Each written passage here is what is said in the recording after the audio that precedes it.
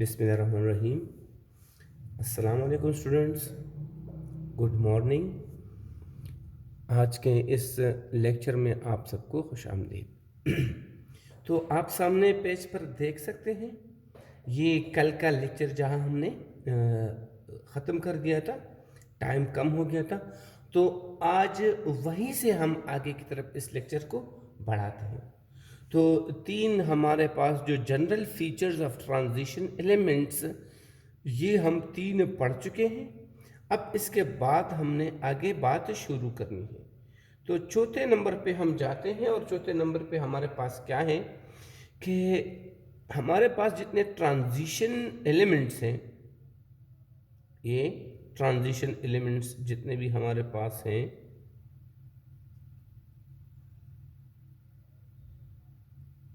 ये क्या करते हैं? ये कलर्ड कंपाउंड्स बनाते हैं। क्या बनाते हैं? Coloured compounds.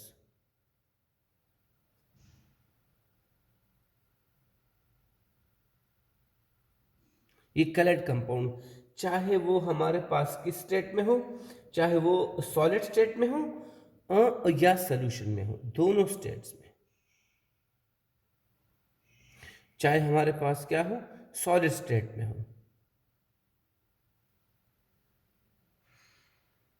या हमारे पास आपने वाटर के अंदर इसको हल किया हो और सोल्यूशन बनाया हो, तो सोल्यूशन का फिर कलर होता है। ये देखिए दोनों स्टेट में ये दोनों क्या होते हैं? कलर्ड होते हैं। तो इसका रीज़न क्या है? तो इसका रीज़न थोड़ा सा कॉम्प्लिकेटेड है, लेकिन फिर भी मैं आपको थोड़ा सा बता देता हूँ। आपने तो अभी तक सुना है ना कि हमारे पास जो डी, ये देखिए डी, एक दो तीन चार, ये डी सबशेल है और इसमें 5 ऑर्बिटल्स यहाँ पर मौजूद हैं, सही। और ये क्या है? सारे के सारे डी जनरेटेड। सपोज मैं इस तरह करता हूँ, मैं आपको रीज़न बता रहा हूँ। सपोज यहाँ पर भी हमारे पास इस तरह है, सही। तो असल में ये सारे डी जनरेटेड हैं, एक ही सबशेल से ताल्लुक़ रखने वाले सारे ऑर्बिटल्स डी जनरेटेड होते हैं, मतलब कि उन सब की एनर्जी सेम होती है, सही। तो इन सब की भी एनर्जी सेम है। ये हमारे पास क्या है? डी जनरेटेड है, लेकिन एक जैसी एनर्जी होने के बावजूद भी इसमें थोड़ा सा फ़र्क होता है। और देखें, जब हम इसकी स्प्लिटिंग करते हैं, क्या करते हैं? स्प्लिटिंग। स्प्लिटिंग मतलब इनके एनर्जी में थोड़ा बहुत फ़र्क होता है। तो देखें, 2 ऊपर को चले जाते हैं और 3 नीचे। मतलब ये है कि जो 2 हैं उनकी एनर्जी ज़्यादा होती है। ये देखिए, ये एनर्जी प्रोफाइल डायग्राम हो गया। इसके अंदर जो ऊपर होता है उसकी एनर्जी ज़्यादा होती है और जो नीचे होता है उसकी एनर्जी कम होती है। तो आप यहाँ पर देख सकते हैं, अब इनकी एनर्जी ज़्यादा है, हाँ, और इनकी एनर्जी जो है ना वो कम है। तो अब हमारे पास क्या सिचुएशन है? इधर देखें आप, ये ऊपर हमारे पास ये सिचुएशन बन जाता है। तो ये चूंकि तकरीबन तकरीबन इनकी एनर्जी सेम होती है, लिहाजा थोड़ी सी लाइट, थोड़ी सी एनर्जी एब्जॉर्ब करने के बाद, थोड़ी सी स्मॉलेस्ट अमाउंट ऑफ मतलब एनर्जी आने के बाद अगर ये एब्जॉर्ब कर ले ये इलेक्ट्रॉन्स, तो ये कहाँ शिफ्ट हो जाते हैं? ये यहाँ शिफ्ट हो जाते हैं। और फिर वो एनर्जी रिलीज कर ले तो फिर क्या? यहाँ शिफ्ट। और ये एनर्जी का डिफरेंस बहुत ज़्यादा कम है, इंतहाई कम। तो ये शिफ्टिंग होती रहती है एनर्जी एब्जॉर्ब होने पर ये, और एनर्जी अगर रिलीज हो जाए तो फिर वापस नीचे आता है। अब जो एनर्जी यहां पर रिलीज होती है that is in the form of light, जो एब्जॉर्ब हुई तो किसी भी सूरत में हो सकती है, हीट में हो सकता है, इलेक्ट्रिकल में हो सकता है, कुछ भी हमारे पास, लेकिन जब ये रिलीज करता है only in the form of light. और अगर वो लाइट विजिबल रेंज में है, किस रेंज में है? विजिबल, इनके सबके विजिबल रेंज में होते हैं, विजिबल रेंज में है, तो फिर वो हमारे पास क्या देता है? कलर देता है, कोई ख़ास कलर देता है।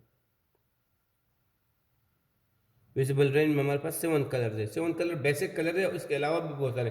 तो हमारे पास से ये एक ख़ास कलर का लाइट हमें मिल जाता है और हमें कोई चीज़ कलर्ड नज़र आ जाती है। तो ये इनकी वजह से। अब जो डी सब्शन, ये हमारे पास क्या है, डी सब्शन है ना, और ये डी ऑर्बिटाल से। इन ऊपर वालों को क्या कहते हैं, इनको कहते हैं T2G, और इनको क्या कहते हैं, EG। सही, याद रखिए, इनके सिर्फ बस नाम है, आप इस पर ना जाए कि ऊपर वालों को T2G कहते हैं और नीचे वाले को EG कहते हैं, इस पर ना जाए, बस ये इग्नोर कर दें। सही है, क्योंकि ये बहुत लंबी चीज़ें हैं, आगे आएंगे, आगे हम डिस्कस करेंगे कलर्ड फॉर्मेशन में, हम इसको डिस्कस करेंगे। तो ये रीज़न था इसका। अब आगे की तरफ जाते हैं और देखें हमारे पास 5वें नंबर पे क्या है जी, 5वें नंबर पे हमारे पास है पैरामैग्नेटिक नेचर।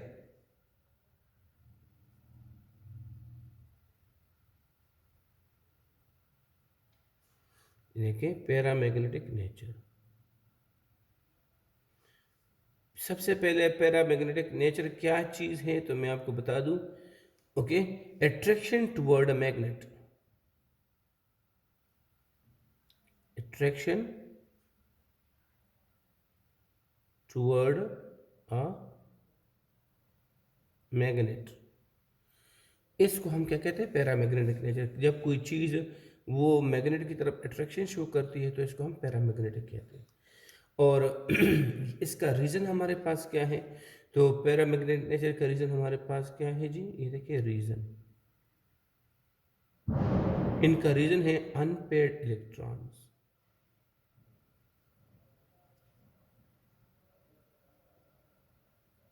किस तरह अनपेयर्ड इलेक्ट्रॉन्स, हमने फर्स्ट ईयर के चैप्टर नंबर 3 में जब MOT पढ़ रहे थे हम, MOT मॉलिक्यूलर ऑर्बिटल थ्योरी, तो उसमें ऑक्सीजन में ये आया था, ऑक्सीजन में, कि ये भी हमारे पास क्या है जी, ये हमारे पास पैरामैग्नेटिक है। सही, वहां पर भी हमारे पास क्या था, तो अनपेयर्ड इलेक्ट्रॉन्स ऊपर आए थे। तो यहाँ पर भी चूंकि उनसे तो यहाँ ज़्यादा अनपेयर्ड इलेक्ट्रॉन्स है, तो इस वजह से हमारे पास क्या है जी, इस वजह हमारे पास ये क्या होते हैं, ये पैरामैग्नेटिक होते हैं। मैं अभी आपको बता देता हूँ, सपोज मेरे पास क्या है जी, ये मेरे पास एक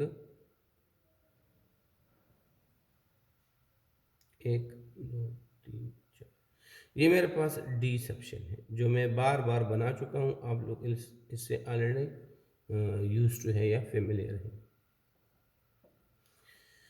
ये हमारे पास है। अब इनके 3 सिचुएशंस हो सकते हैं, एक तो हमारे पास बल्कि 4 सिचुएशंस हो सकते हैं इनके, हम चारों सिचुएशन यहाँ पर बनाएंगे। सबसे पहले क्या है, सपोज हमारे पास ये सारा का सारा जो है ना वो डी ऑर्बिटल एम्प्टी है, 1 2 3 4, ये एम्प्टी है पूरा का पूरा। तो क्या है, तो अब तो कोई अनपेयर्ड इलेक्ट्रॉन है ही नहीं, तो हमारे पास ये क्या होता है, ये पैरामैग्नेटिक नेचर शो नहीं करता, इसको क्या कहते हैं, डायामैग्नेटिक कहते हैं।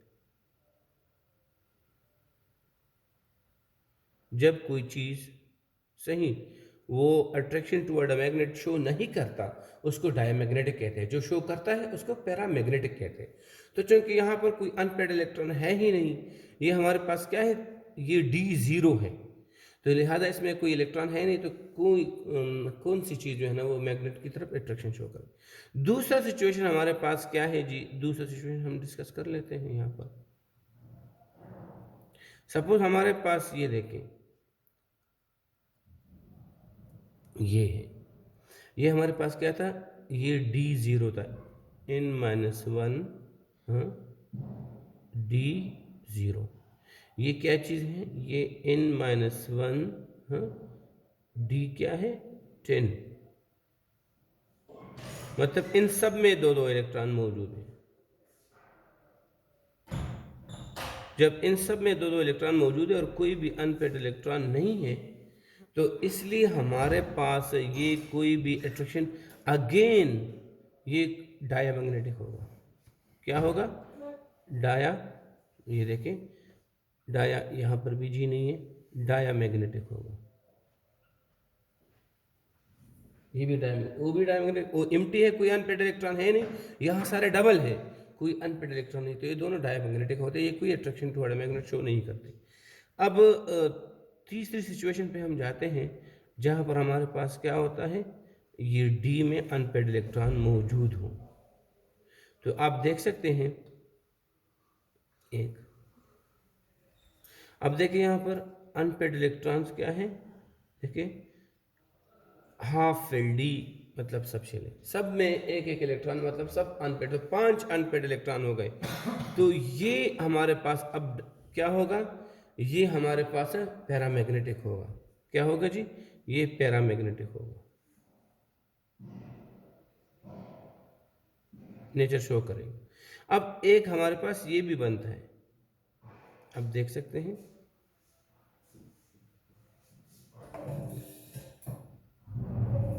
ये देखें,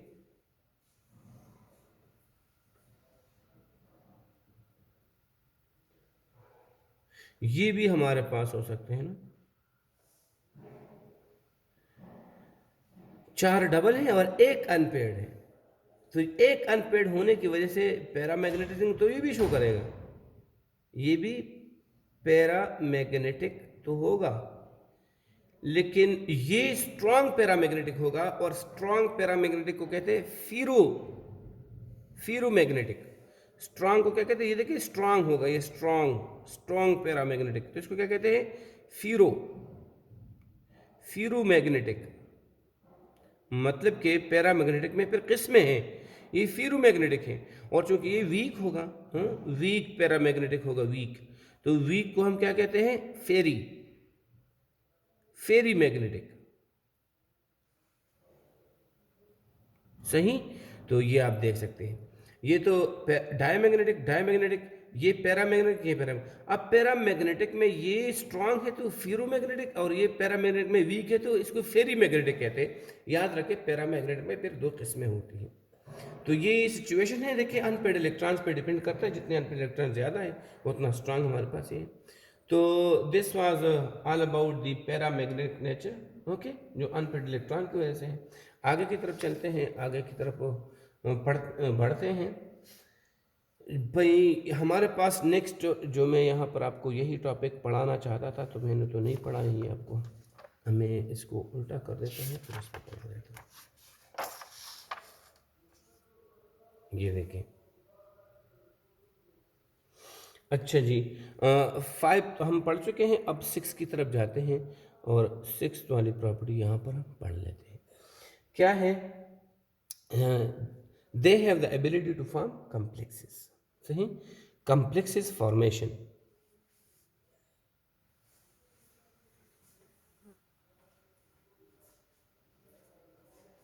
कम्प्लेक्सेस फॉर्मेशन। तो ये जितने भी हमारे पास ये हैं transition material, most of them, सही, मोस्ट ऑफ द ट्रांजिशन, देखिए मोस्ट, सारे नहीं, most of the transition elements क्या करते हैं, कैन फॉर्म कम्प्लेक्सेस। ये देखिए, ये कम्प्लेक्स बनाते हैं। अब कम्प्लेक्स क्या चीज़ है, बेसिकली ये कम्प्लेक्सेस होते हैं जी साल्ट्स, बाय नेचर क्या है, साल्ट्स, लेकिन ये थोड़े अजीब से हैं। सपोज मैं आपको एक मिसाल देता हूँ, क्या देता हूँ मैं आपको, एक मिसाल मैं आपको देता हूँ, FeCN, FeNH3 होल 6। अब हमारे पास क्या है, देखिए Cl2, ये आपके पास एक कॉम्प्लेक्स है। इंशाल्लाह बाद में इसको डिटेल में पढ़ेंगे, लेकिन ये एक कॉम्प्लेक्स है जिसका नाम क्या है, हेक्सा अमाइन। फिर हमारे पास है फेरम,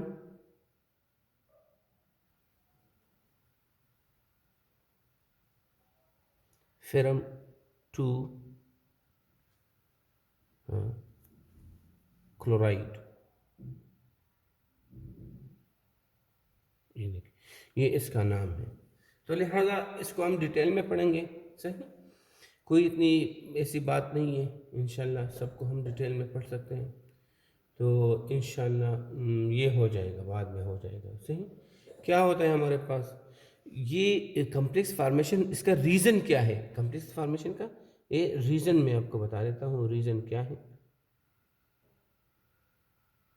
रीज़न हमारे पास है पार्शली फिल्ड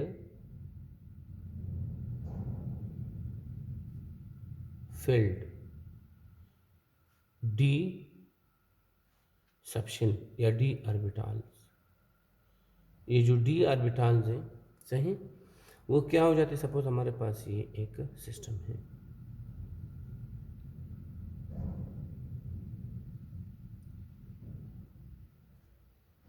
यहाँ पर ये भी है, हाँ, यहाँ पर 2 इलेक्ट्रॉन है सपोज, यहाँ पर कितने इलेक्ट्रॉन हैं? सपोज यहाँ पर भी 2 हैं, तो ये 2 भी चले जाते हैं तो +2, और ये भी चले जाते हैं तो +2। तो हमारे पास क्या हो गया? +4 हो गया। ये सारा तो हमारे पास खाली हो गया। इधर देखें, हम मैं दोबारा बना देता हूँ।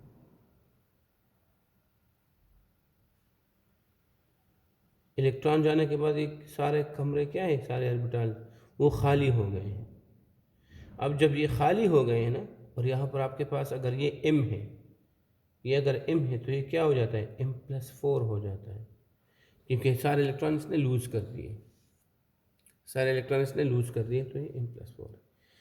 तो ये देखें आप लोग, अब यहाँ पर हमारे पास ऐसे मॉलिक्यूल्स या आइंस जिनके पास लोन पेयर ऑफ इलेक्ट्रॉन हो या जिस पर नेगेटिव चार्ज हो, वो आकर यहाँ पर इनमें अकोमोडेट हो सकते हैं। ये कमरे तो खाली है, ऑर्बिटल्स तो खाली है, तो लिहाजा हमारे पास क्या आ जाते हैं? सपोज NH3 आ जाता है। NH3 तो आपको पता है कि देखें, सपोज NH3, इसमें नाइट्रोजन के पास क्या है? Lone pair of electron. तो ये लोन पेयर ऑफ इलेक्ट्रॉन ये यहाँ पर मतलब अकोमोडेट करवा सकता है, यहाँ दे सकता है। इस तरह दूसरा NH3 यहाँ दे सकता है, इस तरह तीसरा NH3, हाँ, जिसके पास नाइट्रोजन के पास लोन पेयर ऑफ इलेक्ट्रॉन, यहाँ अकोमोडेट कर। कौन सा बांड बनाएगा? ये कोऑर्डिनेट कोवेलेंट बांड बनाएगा।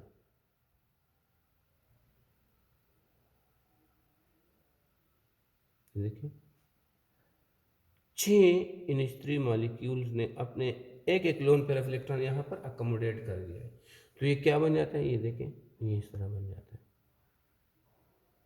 2 इलेक्ट्रॉन यहाँ पर आ चुके हैं, जिसको हम फिर दूसरी तरीके से भी रिप्रेजेंट करते हैं। सिर्फ रिप्रेजेंटेशन है, सही। तो हमारे पास क्या बन जाता है? कम्प्लेक्स बन जाता है सिर्फ सिम्बॉलिकली M, हाँ, NH3 6। और चूँकि इस पर +4 चार्ज है, इसका +4 चार्ज बैलेंस करने के लिए फिर हमें माइनस चार्ज ऐड करना पड़ता है। क्या करना? Cl4, लाइक इस तरह, सही। तो ये कम्प्लेक्स फॉर्मेशन करता है, क्लियर है?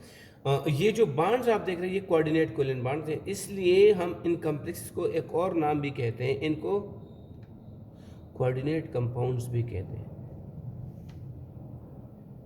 कोऑर्डिनेट कंपाउंड्स भी इनको कहते हैं। बाद में इंशाल्लाह इस पर डिटेल में बात करनी, कोऑर्डिनेट कंपाउंड। और इनमें इन ट्रांजिशन एलिमेंट्स में ये प्रॉपर्टी क्यों है, तो मैं आपको पीरियड टेबल से बता देता हूँ।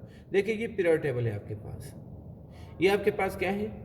ये आपके पास डी ब्लॉक, सॉरी, ये आपके पास पी ब्लॉक है, ये आपके पास एस ब्लॉक है, ये आपके पास डी ब्लॉक है। तो जो डी ब्लॉक है वो किन के बीच है? ये एस और पी के बीच है। ये क्या करते हैं? ये आयोनिक कंपाउंड्स बनाते हैं। आपको पता है ना, इलेक्ट्रॉन लूज करते हैं, आयोनिक कंपाउंड्स बनाते हैं, आयोनिक बॉन्ड या आयोनिक कंपाउंड बनाते हैं। ये देखें, ये वाला, ये क्या करते हैं? ये कोवेलेंट कंपाउंड्स बनाते हैं, हाँ, शेयरिंग करते हैं। अब चूंकि डी ब्लॉक इन दोनों के बीच में है, तो इसमें कुछ प्रॉपर्टी उसकी और कुछ इसकी। तो ये क्या करते हैं? ये क्या करते हैं? ये आयनिक भी बनाते हैं, एक ही कंपाउंड के लिए आयनिक भी होता है, प्लस हमारे पास कोवेलेंट भी होता है। तो ऐसा कौन सा चीज़ हमारे पास जो जो आयोनिक भी हो और कोवेलेंट भी हो, वो हमारे पास होते हैं जी कम्प्लेक्सेस, या कम्प्लेक्सेस भी इसको कहते हैं, या क्या चीज़, या हम कहते हैं सॉरी, या हम कहते हैं क्या चीज़, कोऑर्डिनेट कंपाउंड्स। तो इन कॉम्प्लेक्सेस में अंदर कोवेलेंट बॉन्ड भी है और आयोनिक बॉन्ड भी है, कोऑर्डिनेट कंपाउंड्स। ये अब इधर देख सकते हैं, ये इसने इलेक्ट्रॉन लूज कर दिए, सही। तो ओवरऑल इसका और इसका क्या है, हमारे पास आयोनिक बॉन्ड है, लेकिन इसका और इसका हमारे पास क्या है, कोवेलेंट बॉन्ड, मतलब कोऑर्डिनेट कोवेलेंट बॉन्ड। तो दोनों किस्म के प्रॉपर्टी इनमें पाई जाती है। इस वाली प्रॉपर्टी भी है आयोनिक वाली, और पी वाली प्रॉपर्टी भी है क्या वाली, कोवेलेंट वाली। दोनों प्रॉपर्टी इसमें मिक्स हो जाती है। तो ये आपको थोड़ा सा क्लियर हो।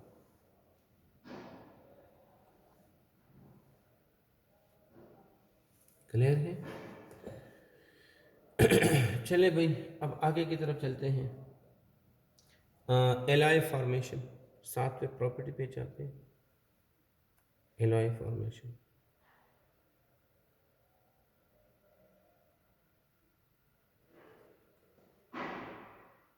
एलॉयज फॉर्मेशन पे ये आप देख सकते हैं, एलॉयज फॉर्मेशन। तो एलॉय क्यों होता है, एलॉय क्या होता है, सबसे पहले मैं देखें एलॉय के बारे में आपको बता दूं। एलॉय मिक्सचर ऑफ मेटल्स होता है, कभी कभार इसमें नॉन मेटल भी होते हैं। मिक्सचर ऑफ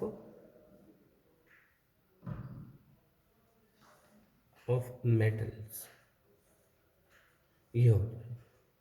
अब ये मिक्सचर ऑफ मेटल बनता किस तरह, क्योंकि मेटल तो सॉलिड फॉर्म में होते हैं। देखें, एक मेटल को हम लेते हैं, सपोज हमारे पास M1 है, फिर दूसरा मेटल हम लेते हैं, सपोज हमारे पास क्या है, M2 है। दो मेटल है हमारे पास। इसको भी हम क्या करते हैं, इसको भी गर्म करते हैं, इसके इतना कि ये मेल्ट हो जाए मेल्टिंग पॉइंट के ऊपर, इस तरह इसको भी गर्म करते हैं। हाँ, इतना गर्म करते हैं कि अपने मेल्टिंग पॉइंट पे ये क्या हो जाए, मेल्ट हो जाए। जब ये दोनों मेल्ट हो जाते हैं तो फिर हम इसको मिक्स करते हैं। देखिए,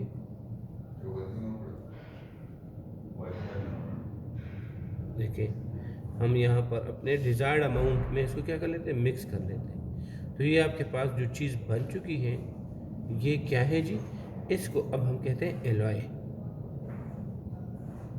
ये है एलॉय। और आपको शायद पता ना हो, हर मेटल में अल्लाह ने कुछ ऐसी प्रॉपर्टी रखी है जो दूसरों के मुकाबले में ज़्यादा है। किस तरह, अब ट्रांजिशन मेटल या जितने भी मेटल है उनमें कुछ प्रॉपर्टीज़ क्या है, वो कॉमन है। ये सॉलिड स्टेट है और इसमें मेटेलिक लस्टर होता है, मेलिएबल एंड डक्टाइल, ये सारे तो कॉमन है। लेकिन फिर भी एक मेटल के अंदर एक खास प्रॉपर्टी भी रखी है। जिस तरह आयरन में मजबूती है और कापर में कंडक्शन है, सिल्वर में क्या है, कंडक्शन, साथ में चमक भी है। गोल्ड में क्या रखा है, गोल्ड में अल्लाह ताला ने क्या रखा है, चमक, खूबसूरती से तो इससे जेवरात बनते हैं। तो देखिए हमारे पास हर एक मेटल के अंदर जो एक खास प्रॉपर्टी है, उनका उसके ऊपर यूज भी है, उसकी वजह से उसका यूज भी है। सी, जितने भी तारे बनती है तो इसमें कॉपर वायर इस्तेमाल होता है। कॉपर, इसकी कंडक्शन अच्छी है। हम जब मजबूत चीज़ें बनाते हैं तो किससे बनाते हैं, स्टील से बनाते हैं। स्टील में क्या होता है, आयरन है, सही, या स्टेनलेस स्टील है, हम उनसे बनाते हैं। क्या, क्योंकि आयरन में हमारे पास मजबूती ज़्यादा है। तो हमें एक क्या है, हमें एक अब पुर्जा चाहिए। पुर्जा, समंदर के अंदर मुझे एक पुर्जा चाहिए, और मुझे उस पुर्जे में ये बात होनी चाहिए कि एक तो वाटर के साथ वो रिएक्शन ना करे, मतलब जंग ना लगे, दूसरा उसकी कंडक्शन अच्छी हो। तो इस मकासद के लिए हम फिर क्या करते हैं, कंडक्शन के लिए हम कॉपर लेते हैं, हाँ? और रेजिस्टेंट के लिए हम निकल लेते हैं। और ये देखिए आपस में हम क्या कर लेते हैं, मिक्स कर लेते हैं। तो हमारे पास क्या बनता है, ये देखिए हमारे पास ये बन जाता है, एक एलॉय हमारे पास बन जाता है। ये 2 in 1 होता है, जिसमें निकल की भी प्रॉपर्टीज होती है देखिए, और कॉपर की भी प्रॉपर्टीज। तो ये 2 in 1 होता है, दोनों मेटल की प्रॉपर्टी। तो निकल की वजह से वाटर उसको कुछ कहता नहीं है, हाँ? समुद्र के अंदर हम इसको, और कंडक्शन हमारे पास क्या है, वो अच्छी खासी कंडक्शन वो करता है। तो ये दो प्रॉपर्टी हम एक साथ यूज़ कर सकते हैं। इस तरह मुख्तलिफ एलिमेंट्स को हम, मेटल्स को हम मुख्तलिफ तरीके से मिक्स करके अपने फ़ायदे के लिए वो काम उससे ले लेते हैं, सही है। तो ये हमारे पास कुछ चीज़ें थी। सही। अब जब हम कॉपर और निकल को मिक्स कर लेते हैं आपस में, तो इससे हमारे पास क्या है, हमारे पास ये एलॉय बन जाता है जो हम इस्तेमाल कर सकते हैं। क्लियर है। फिर इसकी अपनी रेशो होती है। बहरहाल अब ये क्यों मिक्स हो सकते हैं, ये इसलिए मिक्स हो सकते हैं आपस में कॉपर और निकल, क्योंकि जितने भी हमारे पास ट्रांजिशन मेटल्स हैं उनके साइजेस कंपैरेटिवली सेम है। रीज़न क्या है, मैं आपको देखिए रीज़न बता रहा हूँ क्यों ये ऐसा मतलब मिक्स इजीली मिक्स हो जाते हैं मेल्ट करने पर। तो इसका रीज़न ये है कि इनको कोई दिक्कत नहीं है। ओके, इन सब ट्रांजिशन मेटल्स का क्या है, रिलेटिवली इक्वल साइज है, रिलेटिवली सेम साइज है, सेम साइजेस हैं इनके। तो देखिए ये मेरे पास ये है, ये मेरे पास क्या है एक, ये मेरे पास क्या है दूसरा। सही। ये हमारे पास मतलब एक और ये हमारे पास दूसरा। ये एक मेटल के एटम जो दूसरे के, जब हम इनको मिक्स कर लेते हैं तो हमारे पास क्या सिचुएशन बनती है, हमारे पास ये सिचुएशन बनती है। मैं ऊपर कर लेता हूँ। सही, आप लोग थोड़ा ध्यान देखें। 1 2 3 4, 1 2 3 4, ये एटम्स है ओके मेटल के। अब देखिए ये देखिए ये इस बीच में ये नीचे वाला आ गया है, ये हमारे पास इस तरह है, ये हमारे पास इस तरह है, ये देखिए यहाँ पर ऊपर वाला आ गया है। तो इनके जो साइजेस सेम है लिहाजा इजीली एक दूसरे को रिप्लेस कर सकते हैं। जब एक दूसरे को रिप्लेस करके वहाँ एडजस्ट हो सकते हैं तो हमारे पास एलाई बन जाता है। सही। तो ये देखिए अब भी हमारे पास अलग अलग हमने मेटल्स लिए और ये हमारे पास अब क्या बन चुका है, ये हमारे पास अब एलॉय बन चुका है। सही। तो ये इसका रीज़न है। हाँ, आगे की तरफ चलते हैं। हमारे पास क्या है जी, नेक्स्ट टॉपिक हमारे पास है इलेक्ट्रॉनिक स्ट्रक्चर। इसके साथ ये जो जनरल फीचर्स या जनरल प्रॉपर्टीज़ हम पढ़ रहे थे वो यहाँ ख़त्म हो चुके हैं। नेक्स्ट टॉपिक हमारे पास क्या है जी, वो है इलेक्ट्रॉनिक स्ट्रक्चर, इलेक्ट्रॉनिक कॉन्फ़िगरेशन भी कहते हैं इसको।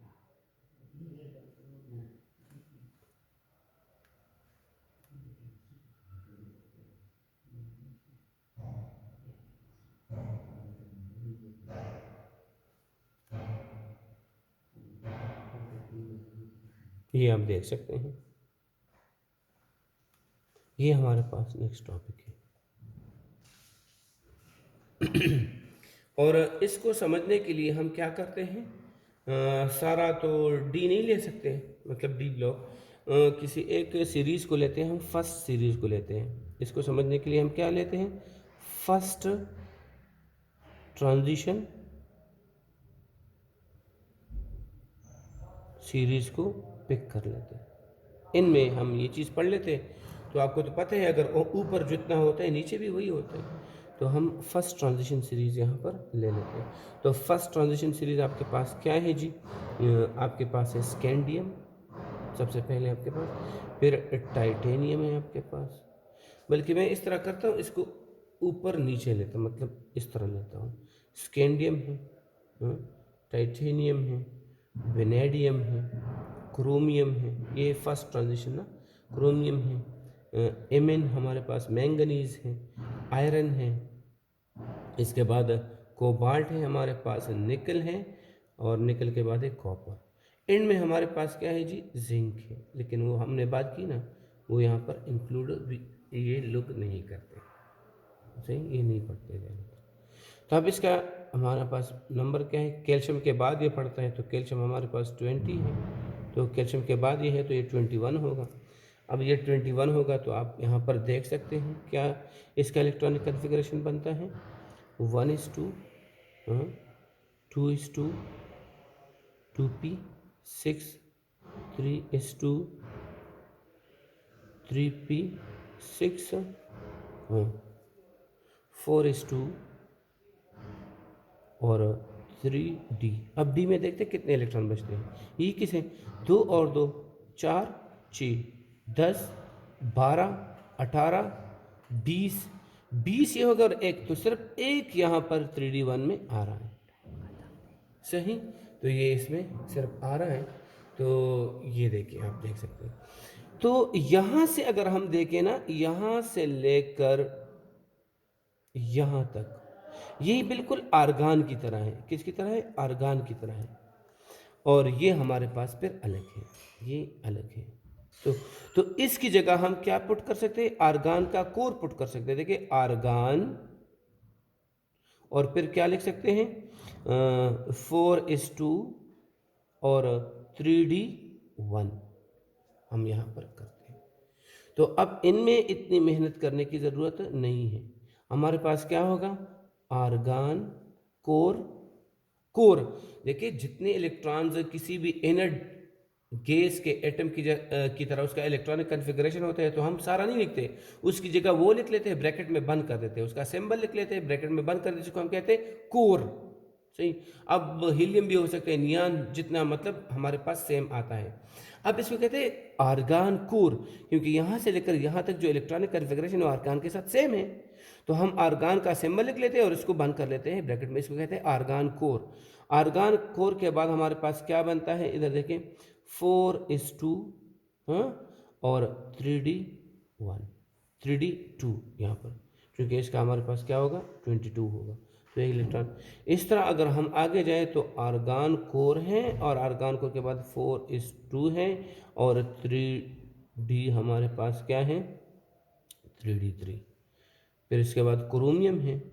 तो क्रोमियम में क्या है? आर्गान कोर है, इसको लाल में पुट करें। फिर हमारे पास 4s है और 3D, देखिए 4:2 3D4।